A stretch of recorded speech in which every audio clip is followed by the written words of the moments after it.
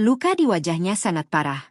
"Nak, jangan dilihat," kata ibu mertuaku sambil menahan tutup peti mati suamiku. Aku menurut. Aku mengira itu demi kebaikanku. Tapi malam ini, 3 jam setelah tanah makamnya masih basah, aku membuka laptop kerjanya dan menemukan sebuah folder tersembunyi bertuliskan, "Jika aku sudah mati." Dan saat aku membuka file di dalamnya, aku baru menyadari sesuatu yang membuat darahku membeku. Karena ternyata, jenazah di dalam peti mati itu bukan suamiku. Suasana rumah duka terasa begitu dingin dan mencekam. Seolah udara enggan bergerak di antara para pelayat yang datang silih berganti. Aroma bunga melati bercampur kapur barus menusuk hidung, menyatu dengan suara isak tangis yang tertahan di sudut-sudut ruangan. Di tengah ruang tamu yang luas itu, sebuah peti mati coklat gelap terbaring kaku, menjadi pusat dari segala kesedihan hari itu. Aku, Nadira, duduk bersimpu di samping peti itu dengan tatapan kosong. Air mataku sudah habis sejak pagi tadi. Sejak polisi mengabarkan bahwa suamiku, Raka, meninggal dalam kecelakaan mobil yang terbakar hebat di jalan tol. Raka, suamiku selama 5 tahun. Pria yang kemarin sore masih mencium keningku sebelum berangkat perjalanan bisnis. Sekarang pulang dalam peti mati. Hatiku terasa kosong. Seperti ada lubang besar di dadaku yang terus terasa sakit setiap kali aku bernapas. Aku ingin melihat wajahnya. Sekali saja. Untuk memastikan bahwa orang di dalam peti itu benar-benar Raka. Dengan sisa tenaga yang ada, aku bangkit perlahan dan menyentuh tutup peti yang sudah setengah dipaku. Aku ingin membukanya. Aku ingin memeluknya untuk terakhir kali. Namun sebelum tanganku menyentuh kayu peti, sebuah tangan mencengkeram pergelangan tanganku dengan kasar. Aku menoleh. Di sana berdiri Bu Ratna, ibu mertuaku. Tatapannya tajam. Raut wajahnya tegang. Cengkeramannya begitu kuat hingga terasa menyakitkan. Jauh dari sentuhan seorang ibu yang sedang berduka. Luka di wajah dan tubuhnya sangat parah. "Nak." Suaranya ditekan rendah, tapi nadanya penuh tekanan. "Mending kamu tidak usah melihat." Ia mengatakan bahwa kecelakaan mobil itu menyebabkan tubuh Raka terbakar hebat. Melihatnya hanya akan membuatku trauma seumur hidup. Aku menggeleng dengan suara parau. "Aku tidak peduli seburuk apapun kondisinya, Bu. Aku tetap ingin melihat suami saya." Tapi Bu Ratna tetap bersikeras. Bahkan ia memanggil beberapa kerabat laki-laki. "Cepat tutup petinya." Dalam hitungan detik, mereka memaku peti itu rapat. Suara palu menghantam paku menggema keras di ruang tamu. Setiap dentingannya terasa seperti memaku hatiku yang sudah hancur. Pemakaman berlangsung cepat. Langit mendung. Gerimis turun membasahi tanah merah. Aku berdiri mematung di tepi liang lahat. Menyaksikan peti suamiku perlahan diturunkan ke dalam tanah. Perasaanku aneh. Seolah ada jarak antara diriku dan kenyataan. Sementara semua orang menangis, aku justru merasa ada sesuatu yang tidak beres. Aku sempat menangkap gelagat aneh dari Bu Ratna. Ia memang menangis. Memanggil nama Raka dengan suara pilu. Tapi matanya terus melihat ke sekeliling. Seperti seseorang yang sedang waspada. Seperti seseorang yang ingin memastikan sesuatu. Tidak ada kesedihan tulus di sana. Yang kulihat hanyalah kecemasan. Seolah ia berharap semuanya cepat selesai. Aku mencoba menepis pikiran itu. Mungkin setiap orang memang punya cara berbeda dalam berduka. Malam harinya, rumah kembali sepi. Para pelayat sudah pulang. Kesunyian terasa menyakitkan. Aku duduk di ruang kerja Raka. Tempat di mana ia biasanya bekerja sampai larut malam. Bu Ratna sudah masuk ke kamar tamu. Katanya ia sakit kepala dan ingin istirahat. Tapi sebelumnya aku sempat mendengar ia berbicara di telepon dengan suara berbisik. Terdengar tegas. Terdengar gelisah. Aku mencoba mengalihkan kesedihan dengan membereskan meja kerja Raka. Masih ada berkas rumah sakit dan kepolisian yang harus kuurus. Aku butuh beberapa data dari laptopnya. Tanganku gemetar saat menekan tombol power laptop itu. Layar menyala. Deretan folder pekerjaan muncul. Awalnya tidak ada yang aneh. Sampai mataku tertuju pada satu folder di sudut desktop. Nama folder itu membuat jantungku berhenti berdetak sesaat. Folder itu bernama, "Jika Aku Sudah Mati." Aku memeriksa detailnya. Folder itu dibuat 2 jam sebelum polisi mengabarkan kecelakaan Raka. Napasku tertahan. Dengan tangan gemetar, Aku membuka folder itu. Di dalamnya hanya ada satu dokumen teks. Aku mengkliknya perlahan. Dan isi tulisan itu membuat kepalaku berputar. Nadira istriku. Jika kamu membaca ini, berarti aku sudah tidak ada. Tolong jangan percaya pada ibu. Selama ini ibu menekanku dengan hutang-hutangnya dan memaksaku melakukan hal gila. Jika aku mati karena kecelakaan, itu bukan kecelakaan biasa. Jangan cairkan asuransi jiwa itu. Nyawamu bisa terancam. Pergilah sejauh mungkin. Selamatkan dirimu. Aku membaca pesan itu berulang kali. Tapi semakin kubaca, semakin terasa aneh. Pesan itu seolah sengaja dibuat untuk membuatku menyalahkan Bu Ratna. Namun ada sesuatu yang tidak cocok. Aku mengenal Raka. Ia bukan tipe orang yang menulis pesan dramatis seperti ini. Apalagi di laptop kantor. Apalagi hanya 2 jam sebelum kematiannya. Naluri seorang istri mengatakan satu hal kepadaku. Ada sesuatu yang sangat besar sedang disembunyikan. Dan malam itu, aku memutuskan satu hal. Aku tidak akan menelan mentah-mentah cerita tentang kecelakaan itu. Aku akan mencari tahu sendiri kebenarannya. Pagi itu matahari bersinar redup. Seolah enggan menyapa rumah yang masih dipenuhi aura duka. Aku terjaga sepanjang malam. Mataku sembab. Pikiranku kacau. Tulisan di laptop Raka terus berputar di kepalaku. Jangan percaya pada ibu. Aku keluar dari kamar dengan langkah gontai menuju dapur. Perutku mual. Aku hanya ingin membuat segelas air hangat. Namun langkahku terhenti saat mendengar suara Bu Ratna dari ruang tengah. Ia sedang berbicara di telepon. Suaranya terdengar gusar. Tidak sabaran. Aku bersembunyi di balik dinding penyekat. Menajamkan pendengaranku. Apa? Sertifikat kematiannya sudah keluar belum? Suara Bu Ratna terdengar jelas. Iya, harus cepat. Kalau bisa hari ini, rekening prioritasnya harus segera diproses. Dadaku terasa sesak. Kata-kata seperti sertifikat kematian, legalisir, dan rekening terus terdengar dari mulutnya. Suamiku baru saja dimakamkan kemarin sore. Tanah kuburannya bahkan belum kering. Tapi ibunya sudah sibuk mengurus uangnya. Saat Bu Ratna menyadari kehadiranku di dapur, ia langsung menutup telepon. Raut wajahnya berubah. Sendu. Pura-pura sedih.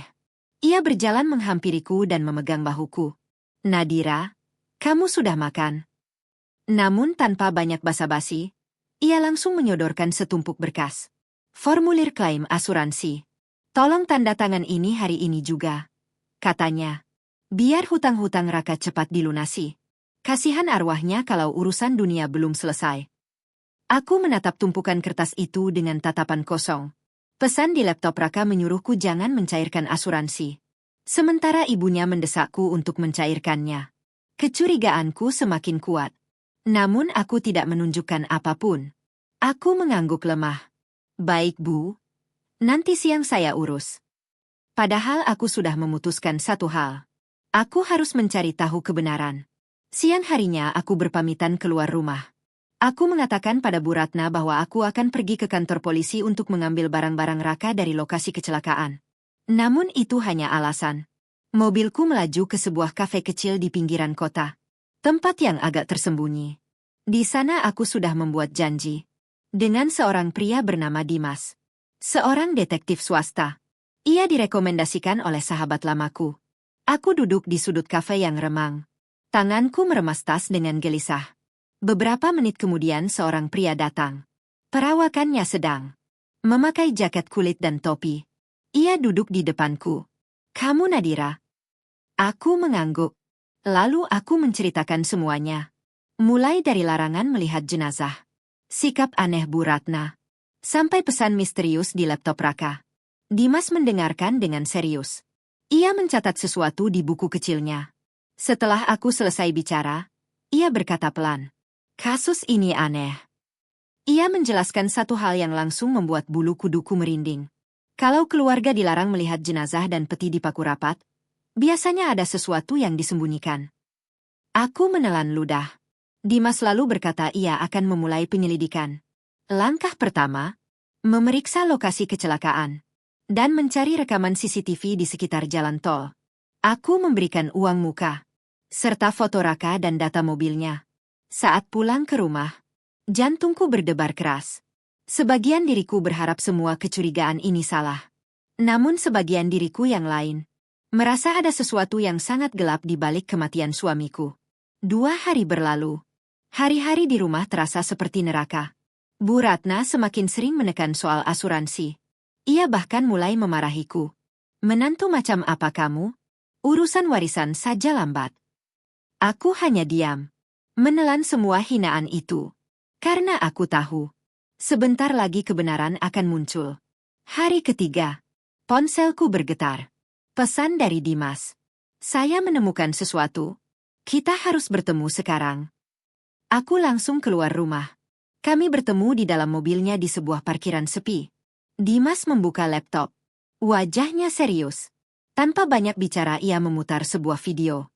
Rekaman CCTV dari sebuah pabrik. Kamera itu mengarah ke jalan tol. Beberapa ratus meter sebelum lokasi kecelakaan. Aku menahan napas saat melihat mobil sedan hitam milik Raka. Mobil itu melaju di bahu jalan. Namun kemudian, mobil itu berhenti. Pintu pengemudi terbuka. Seseorang keluar dari mobil. Walaupun gambarnya agak buram, aku langsung mengenali posturnya. Itu Raka. Suamiku. Ia masih hidup. Aku melihat dengan mata kepalaku sendiri. Raka berjalan ke belakang mobil. Lalu menyeret sesuatu dari kursi belakang.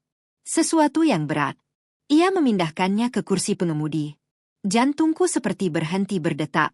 Detik berikutnya, sebuah mobil SUV mewah hitam datang. Berhenti tepat di depan mobil Raka. Raka masuk ke mobil itu. Dan setelah itu, mobilnya sendiri mulai bergerak perlahan. Seperti pedal gasnya diganjal. Mobil itu meluncur menuruni jalan. Menabrak pembatas tol. Dan meledak dalam kobaran api. Aku menutup mulutku. Tubuhku gemetar hebat. Karena sekarang aku tahu satu hal yang mengerikan. Raka tidak mati. Ia memalsukan kematiannya. Dan seseorang lain ada di dalam mobil itu saat terbakar. Kebenaran yang baru saja kulihat di dalam mobil Dimas menghantamku lebih keras daripada kabar kematian suamiku sendiri. Raka masih hidup. Fakta itu berputar-putar di kepalaku. Menciptakan pusaran kemarahan, kebingungan, dan rasa mual yang sulit dijelaskan. Jika Raka masih hidup, dan ia pergi dengan mobil mewah itu, lalu siapa yang dikuburkan kemarin? Pertanyaan itu membuat tubuhku menggigil. Aku teringat peti mati yang dipaku rapat. Aku teringat Bu Ratna yang bersikeras melarangku melihat jenazah. Kini aku mengerti. Larangan itu bukan untuk melindungiku dari trauma, melainkan untuk menutupi kebohongan besar. Di dalam tanah merah itu, terkubur jasad orang lain. Dimas menatapku dengan ekspresi serius. Ia menjelaskan analisisnya. Mobil SUV hitam yang menjemput Raka memiliki plat nomor khusus. Meskipun tidak terlihat jelas, ia bisa melacak sebagian karakter nomor itu. Itu bukan mobil biasa. Mobil itu berasal dari kalangan sosialita kelas atas. Aku mulai menyadari sesuatu. Aku tidak hanya berhadapan dengan suami yang berkhianat. Aku sedang berhadapan dengan kejahatan yang direncanakan dengan sangat rapi. Raka bukan hanya memalsukan kematiannya. Ia mungkin membunuh seseorang untuk menggantikan dirinya. Langkah berikutnya menurut Dimas sangat penting. Kita perlu bukti ilmiah, katanya. Tes DNA. Kami harus membandingkan DNA jenazah yang dikubur dengan DNA asli Raka. Masalahnya, jenazah itu sudah dimakamkan. Untuk membongkar makam secara resmi dibutuhkan izin polisi. Dan izin itu tidak akan keluar hanya berdasarkan rekaman CCTV. Aku harus menemukan cara lain. Cara untuk mendapatkan sampel dari korban itu. Tiba-tiba aku teringat sesuatu. Saat di rumah sakit sebelum pemakaman, seorang petugas kamar jenazah sempat memberikan kantong plastik. Di dalamnya ada barang-barang yang ditemukan di tubuh korban. Salah satunya, potongan kain kemeja yang berlumuran darah. Barang itu sekarang disimpan Bu Ratna di rumah. Ia berniat membakarnya nanti setelah masa berkabung selesai. Jika aku bisa mengambilnya, kami bisa melakukan tes DNA. Malam itu aku kembali ke rumah dengan jantung berdebar. Suasana rumah masih suram. Bu Ratna duduk di ruang tengah menonton televisi. Tatapannya kosong. Aku menyapanya sebentar lalu naik ke lantai 2. Begitu masuk kamar, aku langsung mengunci pintu. Aku membuka lemari pakaian. membongkar tumpukan baju di bagian paling bawah. Di sana, aku menemukan kantong plastik hitam dari rumah sakit. Tanganku gemetar saat membukanya. Aroma hangus bercampur bau darah langsung menyeruak. Dengan pinset dan sarung tangan plastik yang sudah kusiapkan, aku mengambil potongan kain yang memiliki bercak darah paling tebal. Aku memasukkannya ke dalam plastik kecil. Lalu aku pergi ke kamar mandi, mengambil sikat gigi Raka. Itu akan menjadi pembanding DNA. Kedua benda itu kini menjadi kunci untuk membuka kebohongan besar ini. Keesokan harinya aku bertemu Dimas di parkiran swalayan. Aku menyerahkan kedua sampel itu. Ia akan membawanya ke laboratorium forensik swasta. Prosesnya mahal. Tapi aku tidak peduli. Aku akan menggunakan semua tabunganku. Hari-hari berikutnya terasa seperti neraka. Bu Ratna mulai menunjukkan sifat aslinya. Ia tidak lagi berpura-pura baik. Ia sering menyindirku. Bahkan mulai membicarakan rencana menjual rumah ini setelah uang asuransi cair. Kamu nanti pulang saja ke rumah orang tuamu di kampung, katanya dingin. Aku hanya diam, menahan amarah. Karena aku tahu, sebentar lagi semuanya akan berubah. 4 hari kemudian, hasil tes DNA keluar. Aku bertemu Dimas di sebuah kafe. Ia meletakkan amplop coklat di meja. Wajahnya serius. Aku membuka amplop itu dengan napas tertahan. Mataku membaca deretan angka dan istilah medis. Hingga akhirnya aku menemukan kesimpulan di bagian bawah. Tidak cocok. DNA dari darah korban tidak sama dengan DNA Raka. Kakiku terasa lemas. Sekarang semuanya jelas. Jenazah yang dikuburkan bukan suamiku. Namun Dimas belum selesai. Ia juga melakukan penyelidikan lain. Ia mencari laporan orang hilang yang memiliki ciri fisik mirip Raka. Dan ia menemukan sesuatu. Ia menyodorkan sebuah selebaran orang hilang. Di foto itu terlihat seorang pria tunawisma. Pria itu sering terlihat di sekitar gudang tua dekat kantor Raka. Tinggi badan dan posturnya hampir sama. Dimas berkata pelan. Kemungkinan besar, korban itu orang ini. Dadaku terasa sesak. Raka telah memilih seseorang yang tidak punya keluarga. Seseorang yang jika hilang, tidak akan dicari siapapun. Ia mungkin memukulnya sampai pingsan. Memasukkannya ke mobil. Lalu membakarnya hidup-hidup. Hanya untuk memalsukan kematiannya. Air mataku jatuh. Bukan karena sedih. Tapi karena marah. Aku baru menyadari sesuatu. Raka bukan hanya penipu. Ia adalah pembunuh. Dan jika ia tahu aku sedang menyelidiki ini, nyawaku mungkin juga dalam bahaya. Sekarang fokus kami beralih ke mobil SUV hitam yang menjemputnya. Itu satu-satunya petunjuk menuju tempat persembunyian Raka. Dimas menggunakan perangkat lunak untuk memperjelas gambar CCTV. Sebagian plat nomor terlihat. Ditambah model mobil yang langka. Pencarian menjadi jauh lebih sempit. Ia menggunakan koneksi di kepolisian lalu lintas. Dan tidak butuh waktu lama. Sebuah nama muncul sebagai pemilik kendaraan itu. Clara. Seorang wanita muda. Tinggal di apartemen elit di pusat kota. Aku mengerutkan kening. Aku tidak pernah mendengar nama itu selama 5 tahun menikah dengan Raka. Namun saat kami mulai menyelidiki latar belakangnya, hatiku hancur.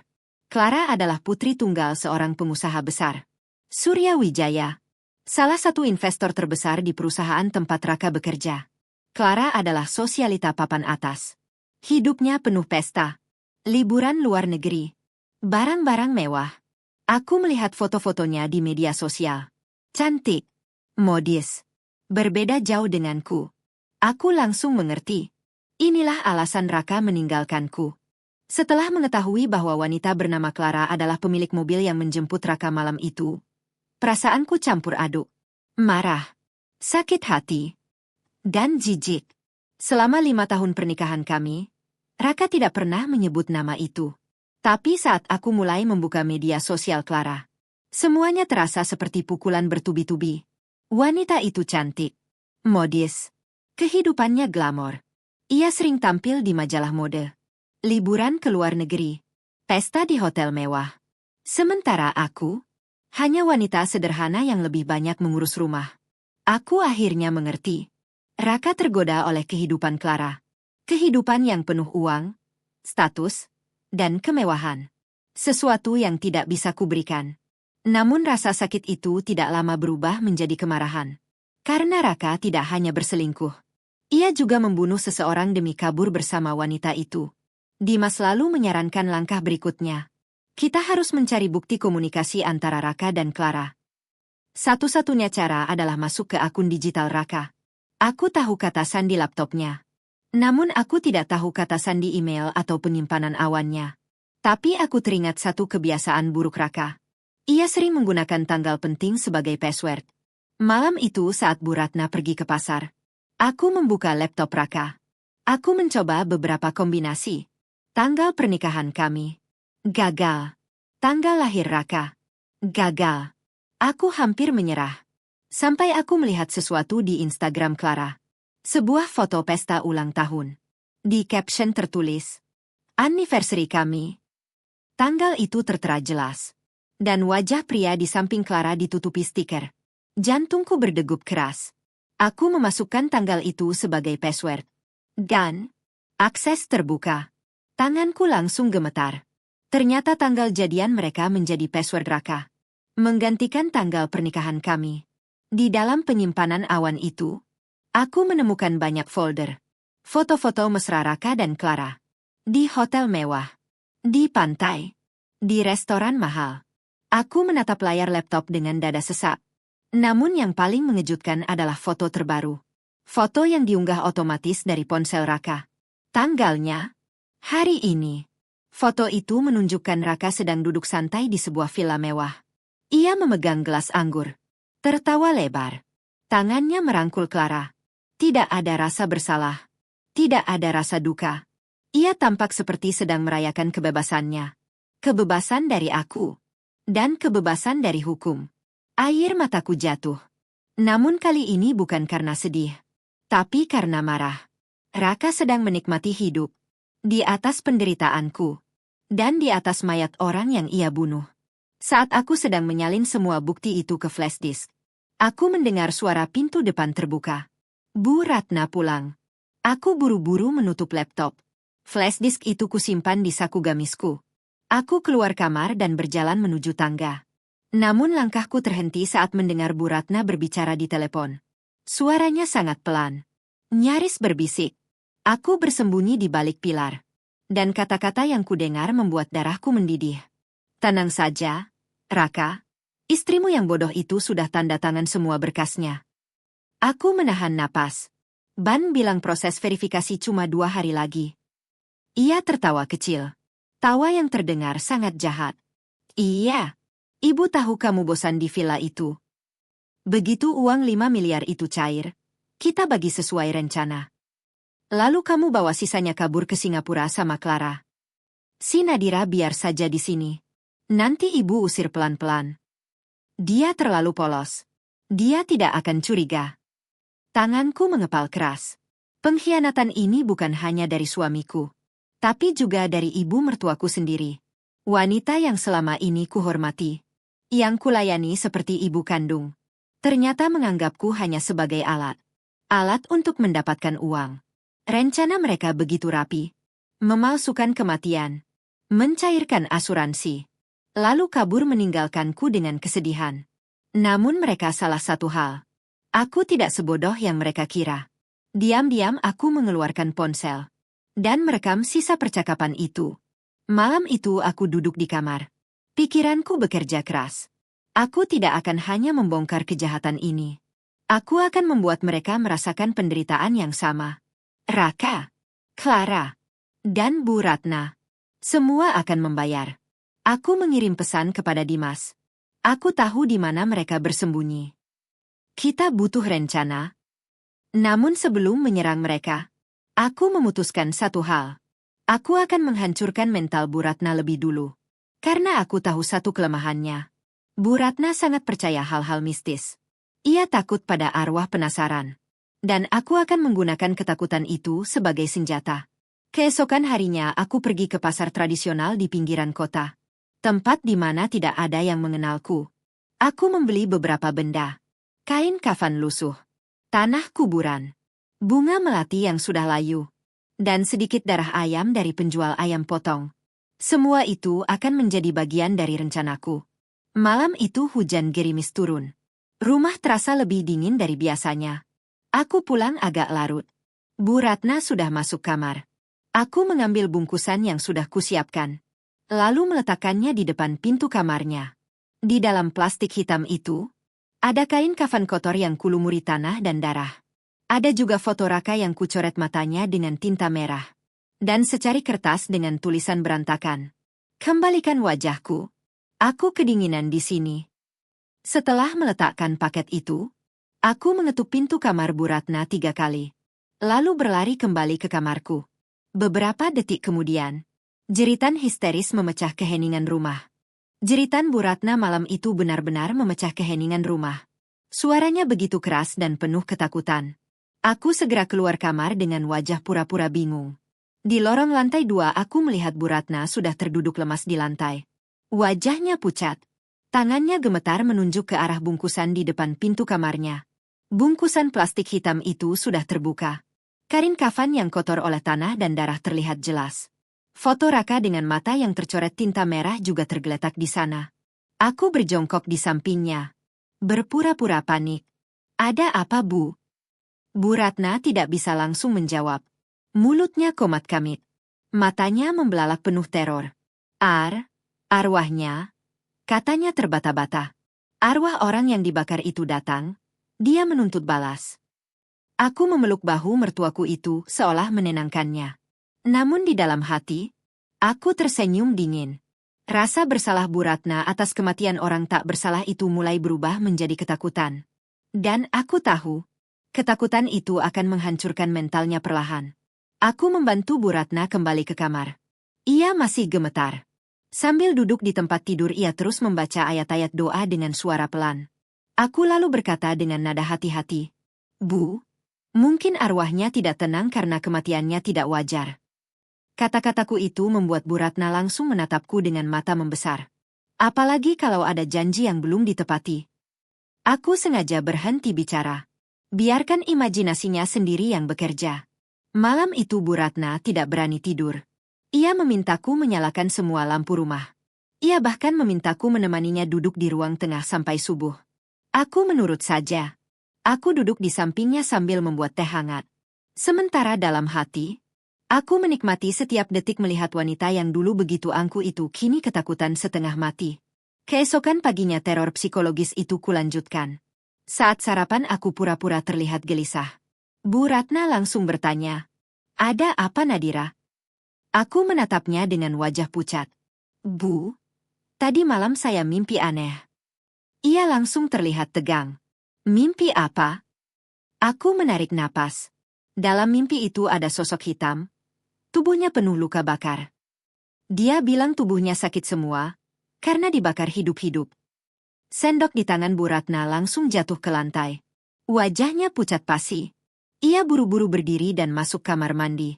Dari balik pintu aku mendengar ia menelepon seseorang. Suaranya panik. Aku tahu. Ia sedang menelepon Raka. Dan benar saja. Aku sempat mendengar potongan kalimatnya. "Rumah ini tidak aman. Ada hantu di sini." Aku tersenyum tipis. Pesan ketakutan itu sudah sampai. Sekarang Raka di tempat persembunyiannya pasti mulai gelisah. Sementara itu, Dimas terus melakukan penyelidikan di sisi lain kota. Ia mulai menelusuri bisnis milik ayah Clara, Surya Wijaya, pengusaha besar yang sangat berpengaruh. Beberapa hari kemudian Dimas menemukan sesuatu yang mengejutkan. Raka ternyata bukan hanya karyawan biasa di perusahaan Surya Wijaya. Ia memegang peran penting. Selama 3 tahun terakhir, Raka membantu memanipulasi laporan keuangan perusahaan. Ia membantu menyembunyikan praktik penggelapan pajak dan pencucian uang. Semua data itu tersimpan di laptopnya.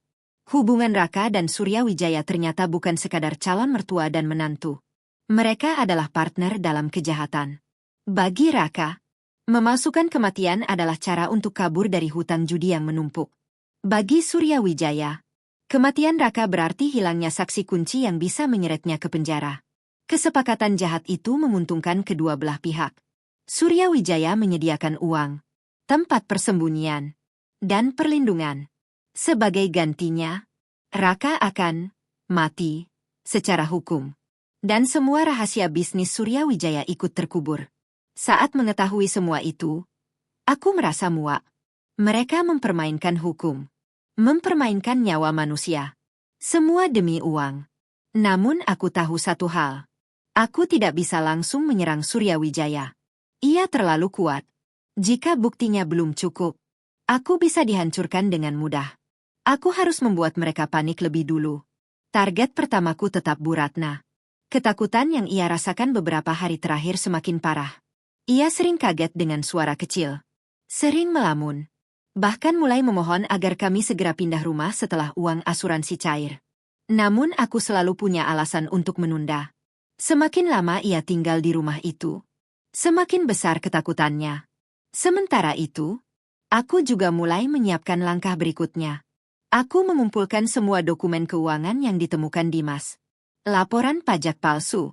Transfer dana mencurigakan. Semua bukti yang melibatkan Suryawijaya. Aku menyalin beberapa dokumen itu. Memasukkannya ke dalam amplop coklat. Tanpa nama pengirim.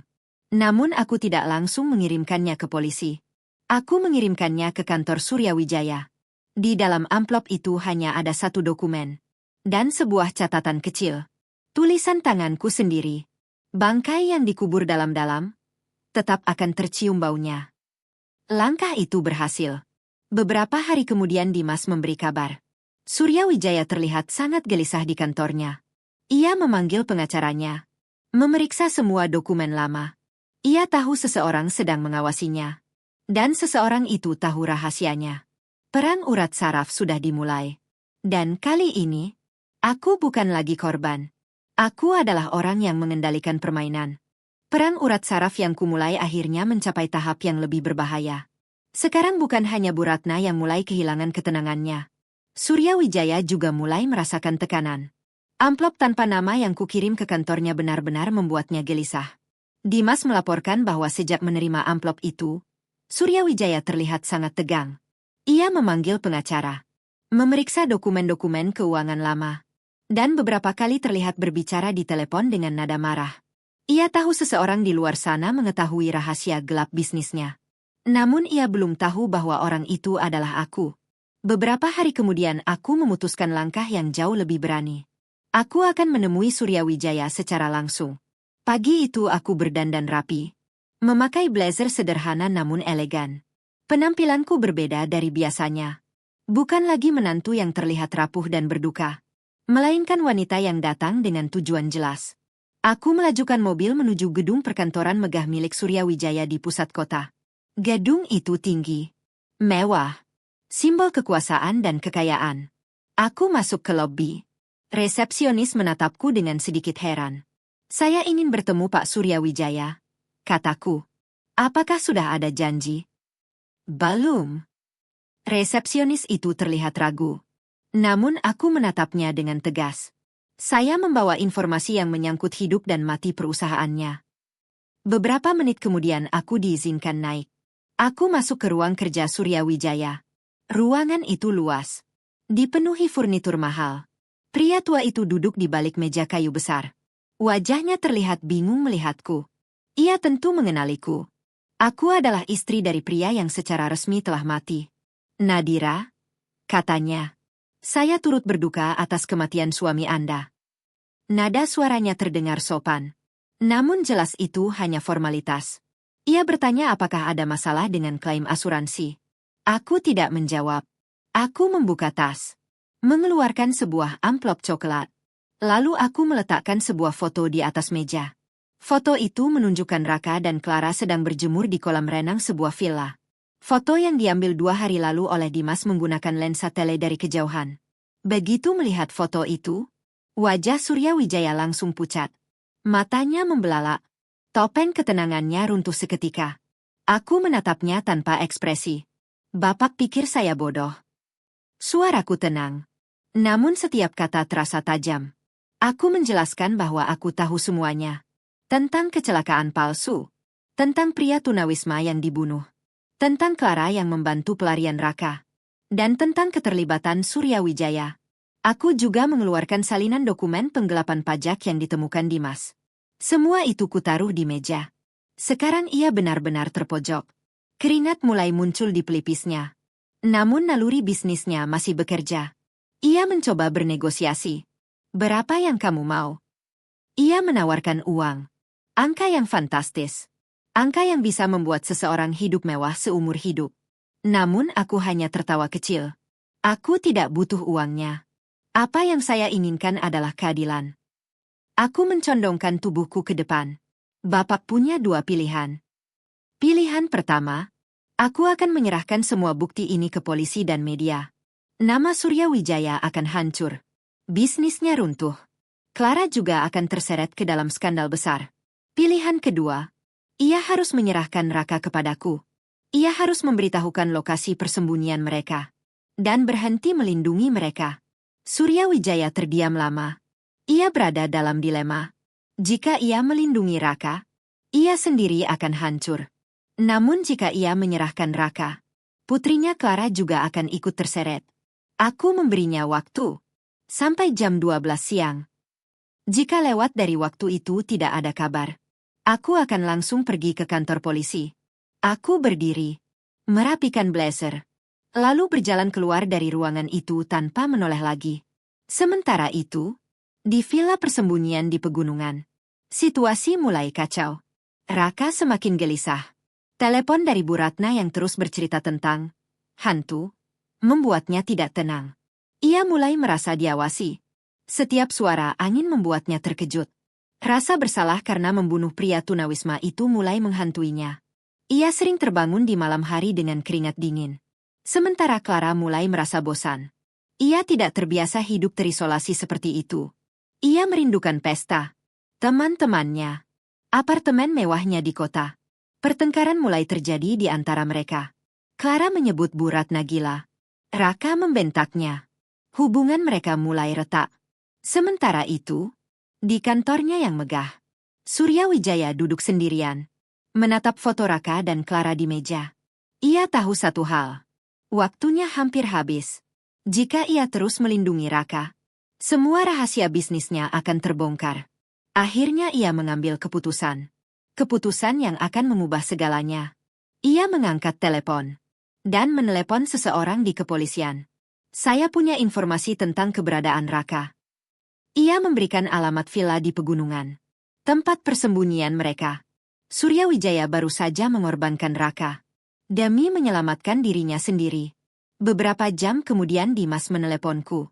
Ada pergerakan besar di kantor polisi. Beberapa mobil patroli sedang bersiap menuju pegunungan. Seseorang telah melaporkan lokasi Raka. Aku tersenyum tipis.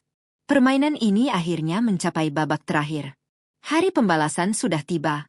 Aku meminta Dimas menjemputku. Aku ingin berada di sana. Aku ingin melihat dengan mata kepalaku sendiri. Saat topeng kebohongan Raka akhirnya runtuh. Sore itu suasana di sekitar villa pegunungan tempat persembunyian Raka terasa sangat mencekam. Langit mulai menggelap. Kabut tipis turun di antara pepohonan pinus yang tinggi. Biasanya tempat itu sangat tenang. Hanya suara angin dan burung yang terdengar. Namun malam itu semuanya berubah. Tanpa disadari oleh penghuni villa, belasan polisi telah mengepung area tersebut secara diam-diam. Mereka bergerak pelan di antara pepohonan, memblokir semua jalur keluar, baik jalan utama maupun jalan setapak di belakang villa. Aku dan Dimas menunggu di dalam mobil yang diparkir agak jauh dari lokasi. Jantungku berdegup keras. Namun bukan karena takut, melainkan karena adrenalin yang memuncak. Momen yang kutunggu selama berminggu-minggu akhirnya tiba. Di dalam villa, situasi sedang kacau. Setelah menerima telepon dari Bu Ratna tentang rekening asuransi yang diblokir polisi, Raka langsung panik. Ia mondar-mandir di ruang tamu seperti binatang yang terperangkap. Barang-barang dimasukkan ke dalam tas dengan asal. Wajahnya pucat. Keringat dingin mengalir di pelipisnya. Sementara Clara duduk di sofa sambil menangis histeris. Ia baru menyadari bahwa rencana mereka gagal total. Raka, kita harus kabur, teriaknya. Namun Raka tidak peduli. Yang ia pikirkan hanya satu. Menyelamatkan dirinya sendiri. Ia tahu jika tertangkap, ia akan menghadapi hukuman berat karena pembunuhan. Ia berencana kabur lewat hutan di belakang villa. Namun sebelum ia sempat melangkah keluar, suara sirine polisi memecah keheningan. Lampu merah dan biru memantul di dinding kaca villa. Suara megafon terdengar keras. Raka, Anda sudah dikepung. Keluar dengan tangan di atas. Jangan melawan. Raka langsung menyingkap tirai jendela. Ia melihat mobil-mobil polisi memblokir gerbang depan. Wajahnya berubah pucat. Clara menjerit ketakutan. Ia menutup telinganya dengan kedua tangan. Namun Raka tidak mau menyerah. Ia berlari menuju pintu belakang villa. Mendobrak pintu itu dan melompat keluar. Ia berharap bisa menyelinap ke dalam hutan. Namun polisi sudah mengantisipasi jalur itu. Begitu kakinya menyentuh tanah, seorang petugas berteriak, "Berhenti! Jangan bergerak!" Raka tidak menghiraukan. Ia berlari sekuat tenaga. Suara tembakan peringatan terdengar. 1 kali. Namun ia tetap berlari. Tembakan kedua terdengar. Kali ini peluru mengenai betisnya. Raka langsung terjatuh ke tanah. Ia menjerit kesakitan. Beberapa polisi segera menindih tubuhnya. Tangannya dipelintir ke belakang. Borgol besi dipasang di pergelangannya. Raka berteriak. Mengklaim dirinya tidak bersalah. Namun tidak ada yang mendengarkan. Di dalam villa, Clara ditemukan bersembunyi di bawah meja makan. Tubuhnya gemetar. Ia langsung diamankan oleh polisi wanita. Tanpa perlawanan. Ia terus memanggil nama ayahnya. Berharap Surya Wijaya akan datang menyelamatkannya. Namun ia tidak tahu bahwa ayahnya sendirilah yang melaporkan lokasi villa itu kepada polisi. Beberapa menit kemudian, situasi dinyatakan aman.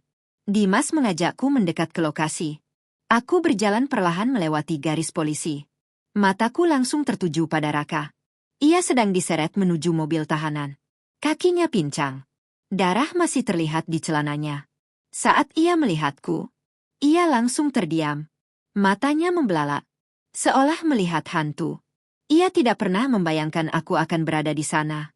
Wanita yang selama ini ia anggap lemah, bodoh, dan mudah ditipu. Kini berdiri di hadapannya. Dengan tatapan yang dingin. Tanpa air mata. Raka mencoba menggunakan cara terakhirnya. Manipulasi. Nadira. Suaranya serak. Tolong aku. Aku dipaksa. Ini semua ide Surya Wijaya dan Clara. Aku diculik. Tolong bilang ke polisi. Kamu istriku. Kamu tahu aku orang baik. Ia mencoba mengarang cerita baru. Berharap aku masih memiliki sisa cinta untuknya. Aku hanya menatapnya tanpa ekspresi. Lalu aku mengeluarkan ponselku. Dan memutar sebuah rekaman. Rekaman percakapan telepon antara Raka dan Bu Ratna. Suara Raka terdengar jelas. Begitu uang 5 miliar itu cair. Kita bagi sesuai rencana. Lalu aku kabur ke Singapura sama Clara. Rekaman itu terdengar keras di antara para polisi. Wajah Raka langsung pucat. Tidak ada lagi yang bisa ia katakan. Kebohongannya runtuh seketika.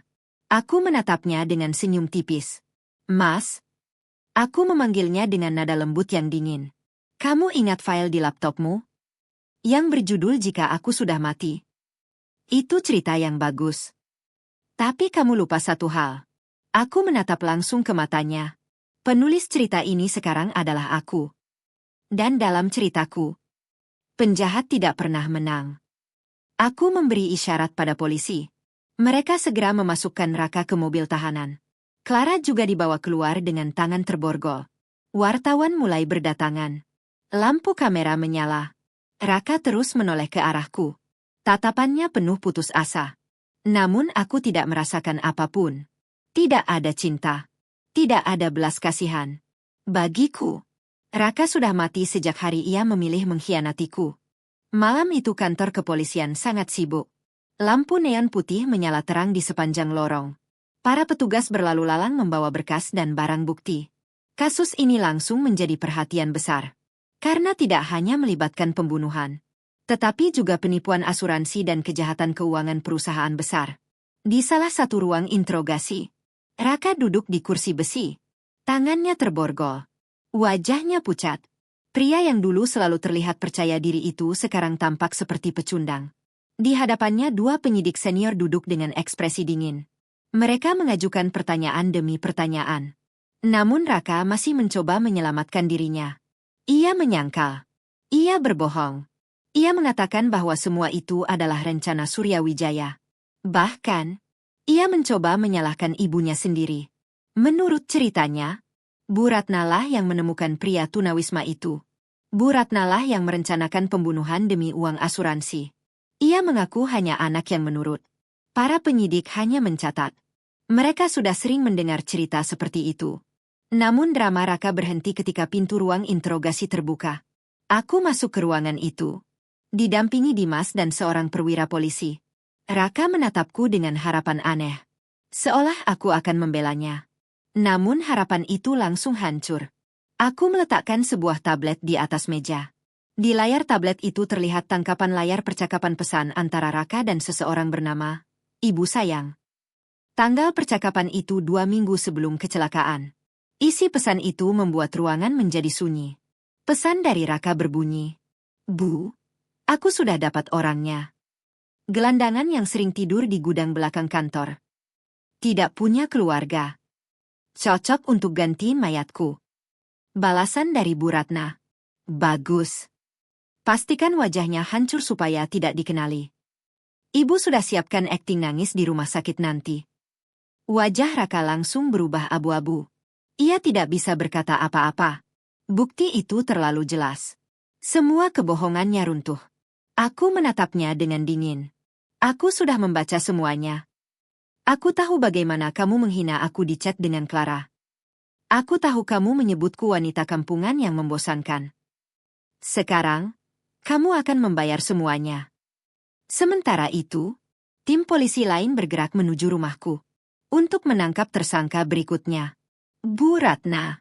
Wanita itu saat itu sedang duduk gelisah di ruang tamu. Ia masih belum tahu bahwa anaknya sudah tertangkap. Tiba-tiba terdengar gedoran keras di pintu. Ia mengintip dari jendela, melihat mobil polisi di halaman. Wajahnya langsung pucat. Ia mencoba kabur lewat pintu belakang. Namun polisi sudah mengepung rumah. Pintu depan didobrak. Petugas masuk dan langsung memborgolnya. Bu Ratna menjerit histeris. Ia pura-pura pingsan.